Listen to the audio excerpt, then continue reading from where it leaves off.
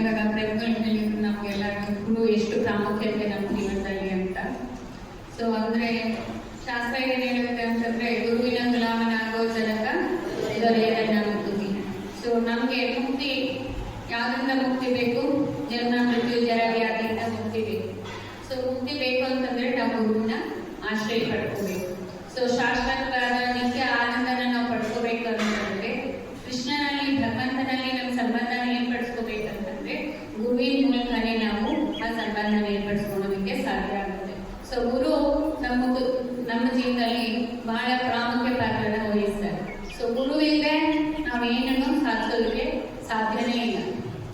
So ಒಮ್ಮೆ actually ನಮ್ಮ ಗುರುಗಳು ಎಷ್ಟು ಅನುಕಂಪ, ಯಾಕೆ ನಮ್ಮ ಜೀವನದಲ್ಲಿ ಗುರು ಬೇಕು, ಇದೆಲ್ಲ ನಮಗೆ ಪ್ರಶ್ನೆ ಬರ್ಬೋದು ಆಕ್ಚುಲಿ. ಸೊ ನಾವು ಹಾಗೇನೆ ಸಾಧನೆ ಮಾಡ್ಬೋದು. ಯಾಕಂದ್ರೆ ನಮಗೆ ಮಾರ್ಗದರ್ಶನ ತೋರಿಸೋರು ಬಹಳ ಅವಶ್ಯಕತೆ ಇದೆ. ನಾವು ಸರಿಯಾದ ರೀತಿ ನಡ್ಕೋತಾ ಇದೀವಾ ಇಲ್ವಾ ಅನ್ನೋದನ್ನ ಒಬ್ರು ಚೆಕ್ ಮಾಡೋದು. ಸೊ ಇವಾಗ ನಮ್ಗೆ ಯಾರು ಚೆಕ್ ಮಾಡ್ತಾ ಇದ್ದಾರೆ? ನೆಲಮಂಗಲ ಸೆಂಟರ್ ಅಲ್ಲಿ ಅಸೀಂ ಶಾಮ್ ಪ್ರಭುಗಳು ನಿಮ್ಗೆಲ್ಲ ಮಾರ್ಗದರ್ಶಕರಾಗಿದ್ದಾರೆ, ಹೌದಲ್ವಾ? ಸೊ ಹಾಗೇನೆ ಇವಾಗ ಮಾತಾಜಿಗಳಿಗೆ ಈ ಮಾತಾಜಿ ಮಾರ್ಗದರ್ಶಕರಾಗಿರ್ತಾರೆ. ಸೊ ಯಾರಾದ್ರೂ ಆಗ್ಲಿ ನಮ್ಗೆ ದಾರಿ ತೋರಿಸುವಂತವ್ರು ಬಹಳ ಪ್ರಾಮುಖ್ಯ ವಹಿಸ್ತಾರೆ ನಮ್ಮ ಜೀವನದಲ್ಲಿ. ಸೊ ಅವ್ರು ಹೇಳಿದ ಹಾದಿನಲ್ಲಿ ನಾವು ನಡ್ಕೊಂಡು ಹೋಗ್ಬೇಕಷ್ಟೇ, ಬೇರೆ ಏನು ಮಾಡೋ ಅವಶ್ಯಕತೆ ಇಲ್ಲ. ನಾವೇನು ನಮ್ದು ಸ್ವಯಂ ಬುದ್ಧಿ ಉಪಯೋಗಿಸೋ ಅವಶ್ಯಕತೆ ಇಲ್ಲ. ಅವ್ರು ಹೇಳಿದಾಗೆ ನಾವು ನಡ್ಕೊಂಡು ಹೋದ್ರೆ ಸಾಕು. ಆಕ್ಚುಲಿ ನಮ್ಗೆ ಗುರು ಮೇಲೆ ಎಷ್ಟು ನಂಬಿಕೆ ಇರಬೇಕು ಅಂತಂದ್ರೆ, ಪ್ರಭು ಹೇಳಿದ್ರು ಬಟ್ ನಾನು ಇದು ಹೀಗೆ ಹಾಗೆ ಕಾಂಟ್ರವರ್ಸಿ ಅಂತ ಇಲ್ಲ, ಅದು ಕಾಂಟ್ರವರ್ಸಿ ಅಲ್ಲ. ನಿಜ ಏನಂತಂದ್ರೆ ಗುರು ಸೂರ್ಯನ ತೋರಿಸಿ ಚಂದ್ರ ಅಂತಂದ್ರೆ ನಾವು ಚಂದ್ರ ಅಂತ ಒಪ್ಕೋಬೇಕು. ಅಷ್ಟು ನಂಬಿಕೆ ನಮ್ಗೆ ಗುರು ಮೇಲೆ ಇರಬೇಕು. ಸೊ ಆಗ ನಾವು ಗುರುವಿನ ಮಾರ್ಗದರ್ಶನದಲ್ಲಿ ನಡ್ಕೊಂಡು ಹೋಗೋದಕ್ಕೆ ಸಾಧ್ಯ ಆಗುತ್ತೆ. ಯಾಕೆ ಅಂತಂದ್ರೆ ಅವ್ರು ಆಕ್ಚುಲಿ ಭಗವಂತನ ಪ್ರತಿನಿಧಿಗಳು. ಅವ್ರಿಗೆ ನಮಗೋಸ್ಕರ ಅವ್ರು ಬಂದಿರೋಂಥವ್ರು, ನಮ್ಮನ್ನ ಭಗವಂತನ ಧಾಮಕ್ಕೆ ಹಿಂದೆ ಕರ್ಕೊಂಡು ಹೋಗ್ಲಿಕ್ಕೋಸ್ಕರ ಬಂದಿರೋಂಥವ್ರು. ಸೊ ಅವ್ರಿಗೆ ನಾವು ಜಸ್ಟ್ ಅವ್ರ ಆದೇಶನ ಪಾಲಿಸೋದ್ರಲ್ಲಿ ನಮ್ಮ ಒಂದು ಕೃತಜ್ಞತೆಯನ್ನ ತೋರಿಸ್ಬೇಕಷ್ಟೇ. ನಾವು ಸಿಂಪಲ್ ಅವ್ರ ಆದೇಶನ ಪಾಲಿಸೋದ್ರಲ್ಲಿ ಅಷ್ಟೇ. ಯಾಕೆ ಇವಾಗ ಗುರು ಎಷ್ಟರ ಮಟ್ಟಿಗೆ ಅವರು ನಮಗೋಸ್ಕರ ಇದ್ದಾರೆ ಅಂತಂದ್ರೆ, ಇವಾಗ ನಾವು ಉಸ್ಮಾನಲ್ಲಿ ಬಹಳ ಸನ್ಯಾಸಿಗಳನ್ನ ನೋಡ್ಬೋದು. ಅವರೆಲ್ಲ ಆಕ್ಚುಲಿ ನಮಗೋಸ್ಕರ ಇರುವಂಥವ್ರು. ಅವ್ರೇನೋ ಇಲ್ಲಿ ಬಂದು ನಮ್ಮ ಈ ಶರೀರದ ಒಂದು ಕಾಮನೆಯನ್ನ ಅನುಭವಿಸ್ಬೇಕು ಅನ್ನೋದೇನು ಇಲ್ಲ. ಸೊ ಹೇಗೆ ಭಕ್ತಿ ಮಾರ್ಗನ ಮಾಡ್ಬೋದು, ಎಂತ ಸ್ಥಿತಿಲಾದ್ರೂ ನಾವು ಭಕ್ತಿ ಸೇವೆನ ಮಾಡ್ಕೊಂತ ಹೋಗ್ಬೋದು ಅನ್ನೋದನ್ನ ತೋರಿಸ್ಕೊಡೋದಕ್ಕೆ ಅವ್ರು ಬಂದಿರೋಂಥವ್ರು. ಮತ್ತೆ ಅವ್ರು ಎಷ್ಟು ಅನುಕಂಪ ಅಂತಂದ್ರೆ ಆಕ್ಚುಲಿ ಒಂದು ಚಿಕ್ಕ ಕಥೆ ಹೇಳ್ತೇವೆ ನೋಡಿ. ಏನಂತಂದ್ರೆ ಒಂದು ಶಿಷ್ಯ ಹೋಗ್ಬೇಕು ಅಂದ್ರೆ ಗುರು ಹತ್ರ ಎಷ್ಟೊಂದು ಜನ ಶಿಷ್ಯರಿರ್ತಾರೆ. ಅದ್ರಲ್ಲಿ ಒಂದು ಶಿಷ್ಯ ಮಾತ್ರ ಏನ್ ಮಾಡ್ತಾನೆ, ಎಲ್ಲೋ ಸ್ವಲ್ಪ ದಾರಿ ತಪ್ಪ ಹೋಗ್ತಾನೆ. ಸೊ ಆಗ ಎಲ್ಲ ಶಿಷ್ಯರು ಅವನಿಗೆ ತಿದ್ದೋದಕ್ಕೆ ಪ್ರಯತ್ನ ಪಡ್ತಾರೆ. ಆದ್ರೆ ಅವನು ಸ್ವಲ್ಪ ಹೆಚ್ಚಿಗೆ ದಾರಿ ತಪ್ಪಿರ್ತಾನೆ. ಸೊ ಆಗ ಅವರೆಲ್ಲ ಏನ್ ಮಾಡ್ತಾರೆ, ಹೋಗ್ಬಿಟ್ಟು ಗುರುವಿನ ಹತ್ರ ದೂರ ಹೇಳ್ತಾರೆ. ದೂರ ಏನಂತ ಹೇಳ್ತಾರೆ ಅಂತಂದ್ರೆ, ಗುರು ಹತ್ರ ಹೋಗ್ಬಿಟ್ಟು ಈ ತರ ಮಾಡ್ತಾ ಇದ್ದಾನೆ, ಅವನು ತುಂಬಾ ದಕ್ಷಿಣೆಲ್ಲ ತಿಂತಾ ಇದ್ದಾನೆ, ಮತ್ತೆ ಏನು ನಿಯಮ ಪಾಲಿಸ್ತಾ ಇಲ್ಲ. ಸೊ ಇವನನ್ನ ಹೊರಗಾಕಿ ಅಂತ. ಗುರುಗಳು ಹೇಳ್ತಾರೆ ಯಾಕೆ ಅಂತ.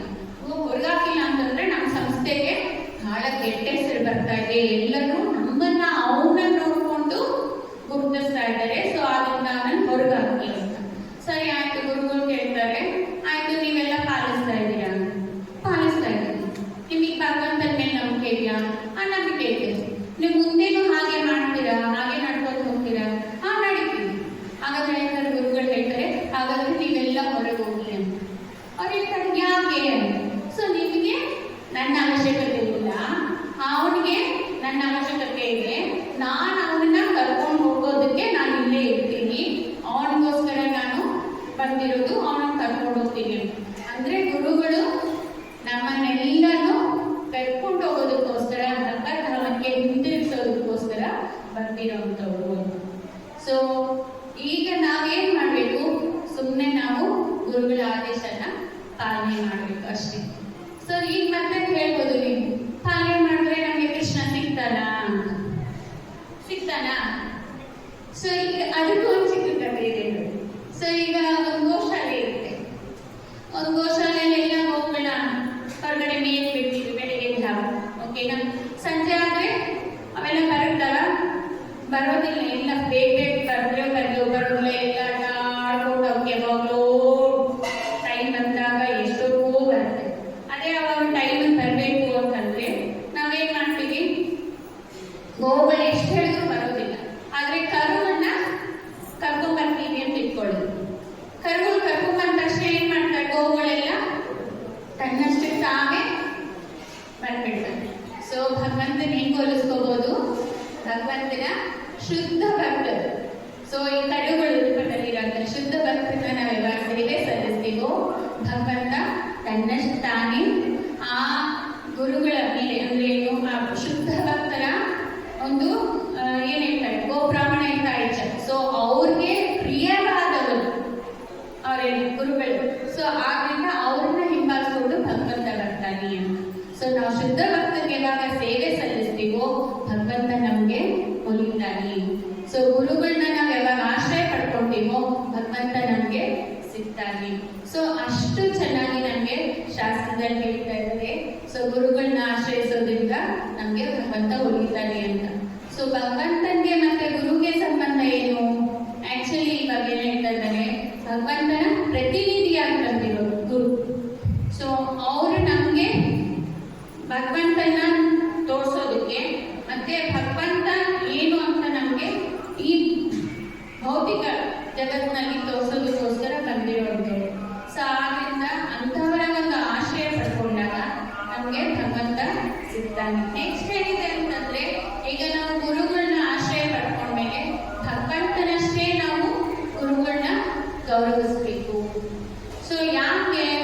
ಸೊ ಯಾಕಂತಂದ್ರೆ ಅವರೇ ನಮ್ಗೆ ಮಾಧ್ಯಮ ಕರ್ಕೊಂಡು ಹೋಗೋದು, ಮಾಧ್ಯಮ ಅವರೇ ಆದ್ರಿಂದ ಅವ್ರನ್ನ ಭಗವಂತನಷ್ಟು ನಾವು ಗೌರವಿಸ್ಬೇಕು. ಆದ್ರೆ ಭಗವಂತ ಅಂತ ನಾವು ಗೌರವಿಸೋದಲ್ಲ, ಭಗವಂತನಷ್ಟೇ ಅವ್ರಿಗೆ ಗೌರವ ಸಲ್ಲಿಸ್ಬೇಕು ಅವರು. ಸೊ ಆದ್ರೆ ನಾವು ಈ ರೀತಿ ಸಲ್ಲಿಸೋದ್ರಿಂದ ಗೌರವ ಭಗವಂತ ಅದಕ್ಕೆ ಮೆಚ್ಚುತ್ತಾರೆ. ಸೊ ಯಾಕಂತಂದ್ರೆ ಅವರು ಶುದ್ಧ ಭಕ್ತರಾಗಿರೋದ್ರಿಂದ ಭಗವಂತ ಮೆಚ್ಚಿದಾಗ ಸೊ ನಾವು ಭಗವಂತನ ಪಡ್ಕೊಳ್ಳೋದಕ್ಕೆ ಸುಲಭ ಆಗುತ್ತೆ.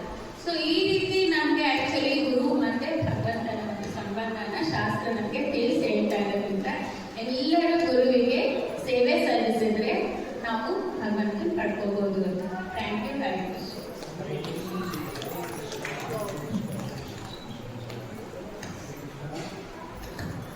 ನೀವ್ಯಾರಾದರೂ ನಮ್ಮ ಜಯಪ್ರತಾಪ ಸ್ವಾಮಿಗಳ